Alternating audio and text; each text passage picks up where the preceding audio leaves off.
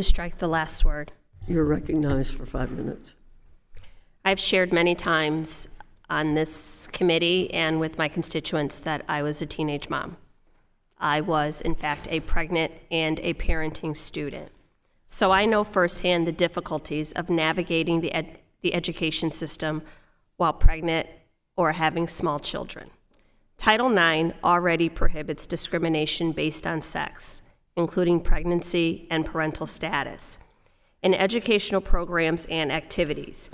Many adults may feel continuing their higher education journey is not compatible with with parenthood. I agree with the underlying premise of the Pregnant Students' Rights Act.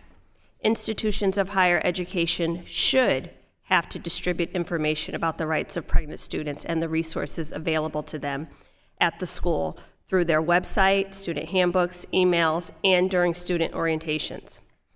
Additionally, the bill reinforces current laws requiring schools to adopt and publish procedures for students to file complaints of discrimination related to their sex, pregnancy, or parental status. Unfortunately, this bill falls short of addressing the full scope of the needs of students. For example, it does not require institutions of higher education to provide comprehensive sexual and reproductive health information, including information on how to access contraception or abortion services. Additionally, Section 2 of the legislation generalizes academic disparities for pregnant people without citation. But ultimately, there is no place for discrimination on college campuses, and all people should have access to higher education.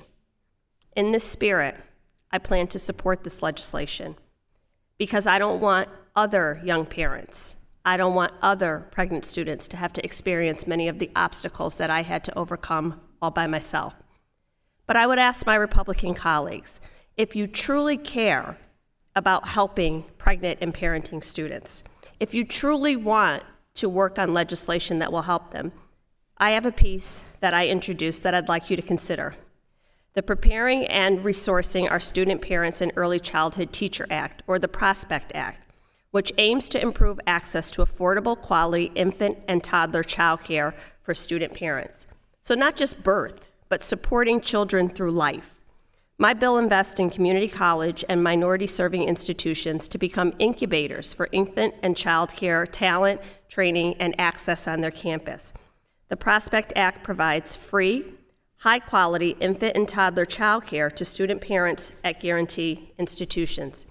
If you really want to support our student parents, we would work on much of the legislation that my colleague, Ms. Bonamici, just described. We would put in place the child tax credit. We would make sure that the parents who do choose to have their children have all of the supports that are necessary for them to thrive and for their children to thrive. That's what you would do if you truly cared about the health and well-being of pregnant and parenting students.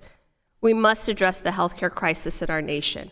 We must address the childcare crisis in our nation. We must continue to work to support people who choose to have their children.